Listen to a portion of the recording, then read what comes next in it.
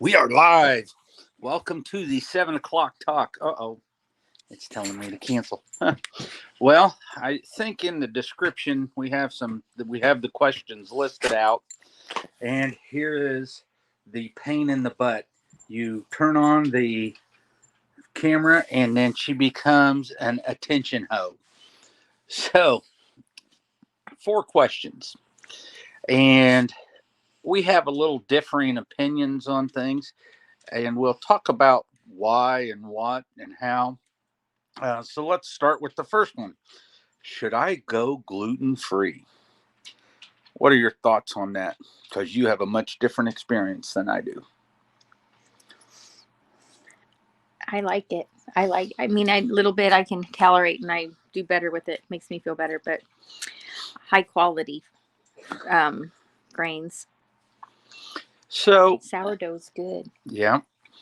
So let's talk about gluten. Let's talk about several things. One is very few people start out being sensitive to gluten.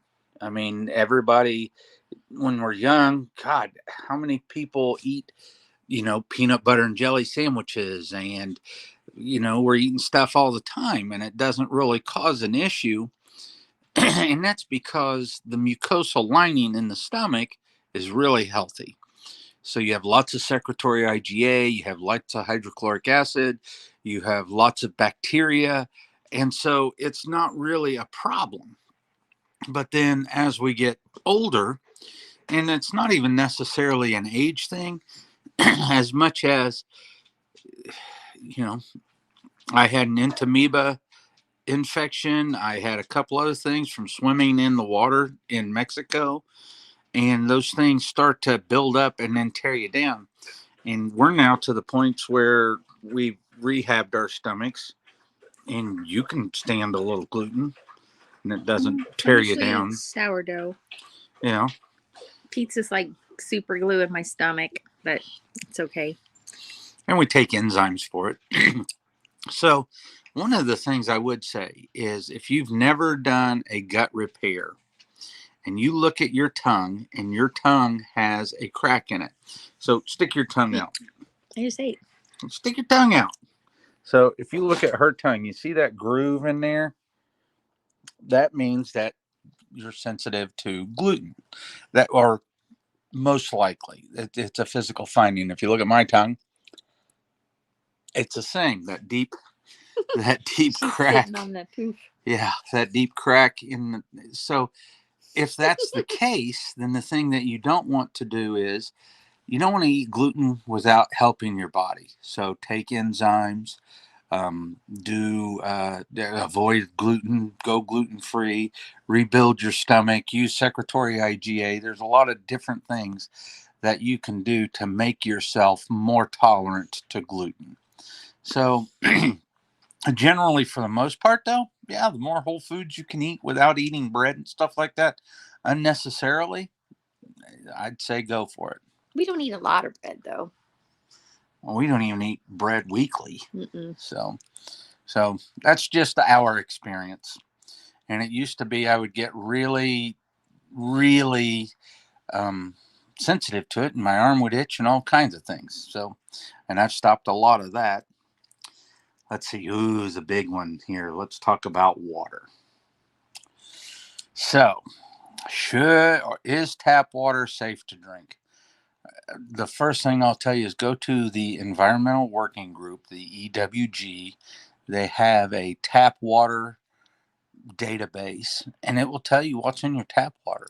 We never drink our tap water, but we filled up our plunge pool, and it smelled like we had walked into a chlorinated swimming pool. Yeah, there's so much chlorine, and chlorine kills the microbiome.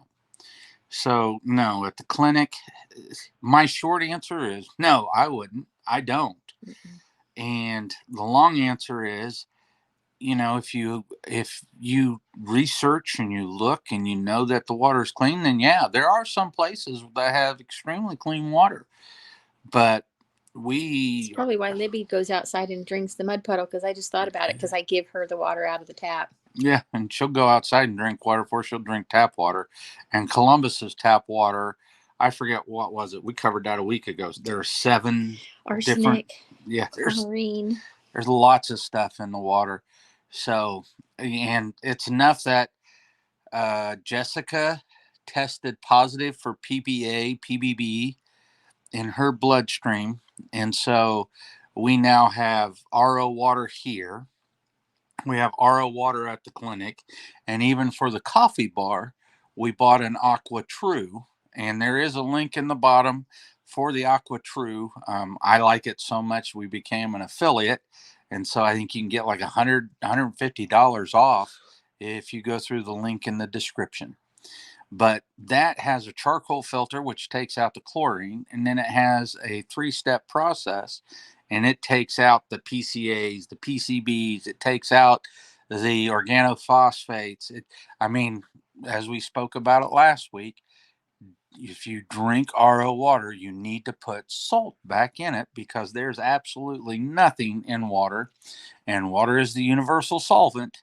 So if you are drinking just plain clear RO water, your body will seek the minerals from your bones and stuff if you're not in a good diet or have a good lifestyle stuff. Ooh, now here's the controversial one for us. Should or is a glass of wine a night bad for you? I say that's called alcoholic. um,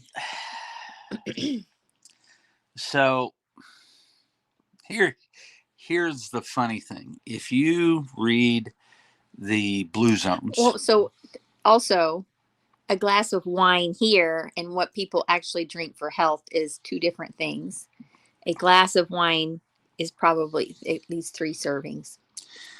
so alcohol is just that, it's a disinfectant. So the biome studies, the microbiome studies on this are still not real robust. And I would say that the studies for the brain are not real good. Now, if you're drinking a glass of wine, legitly drinking a glass of wine, I would say a dark red like a Malbec or something like that, that's grown at altitude and has a lot of resveratrol in it.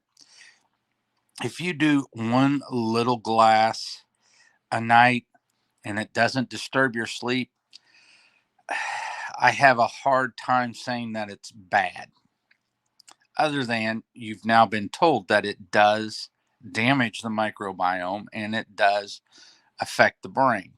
If your gut is in good shape, you can handle it. And if you see a lot of the Blue Zone, Sardinia, Italy, Japan, they all drink alcohol and they drink it without adverse effects. I mean, they're living to be 100 years old and they're active. Now, would they live to be 101 or 2? Maybe. I don't know. But the other thing to know is, do you have methylation issues? If you don't detox well, then I wouldn't stress the body more. But if you're pretty healthy and you're happy and you're not drinking to escape, then you're probably going to be okay. It's all about mindset. Mindset and how healthy your body is. And then last but not least, what was the other one? Oh, exercise. I don't think any movement is bad. Yeah, I think any movement is good. And so are short workouts worth it? If they could bottle the effects of exercise, it would outsell any pharmaceutical that's out there.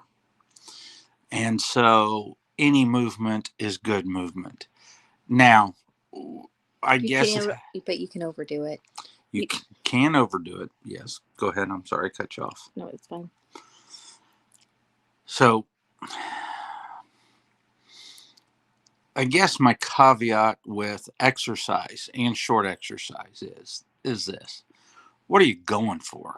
If you're wanting health, any movement's great. If you're trying to bulk up and build muscle and you're doing, short walks, you're not going to reach your goal, but it's still not bad for you. Now, if you have to exercise and you stress yourself out about it and you worry about it, then exercise, short exercise, whatever, it depends on your mindset. you know the This is the way I explain it to my patients and to the people that ask me this question. If you're human, your eyes are in the front of your head. You are predatory by nature. You are supposed to move. If you look at the lymph system in the body, it is built on movement. It doesn't have a pump. The heart doesn't pump the lymph system. So short bouts of exercise are great.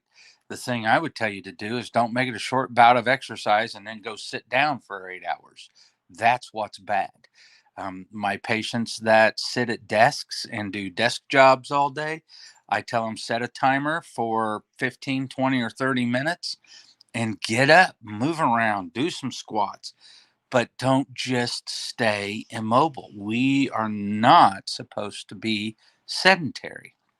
So, are you doing high intensity exercise? Are you CrossFitting? That's a short workout. I used to have great results with those short 20-minute workouts.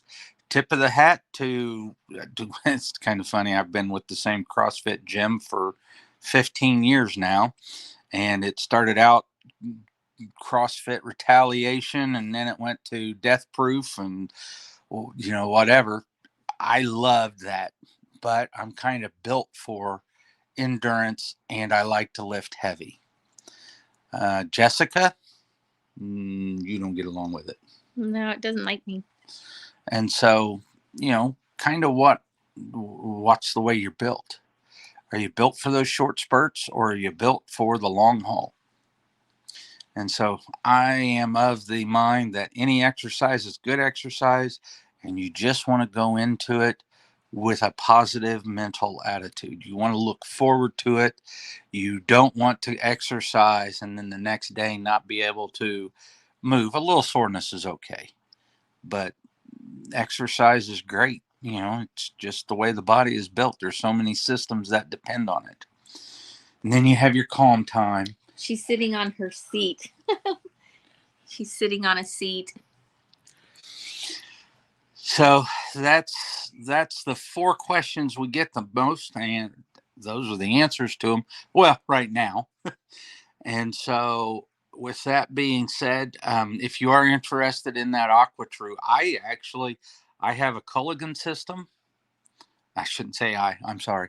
We have a Culligan system, and we have an AquaTrue, and we are getting better results on the flavor of the AquaTrue, which eliminates just as much as the Culligan system, and the AquaTrue is a third the price. Well, and it's also not very big. It sits on your counter, so it's like a large Keurig.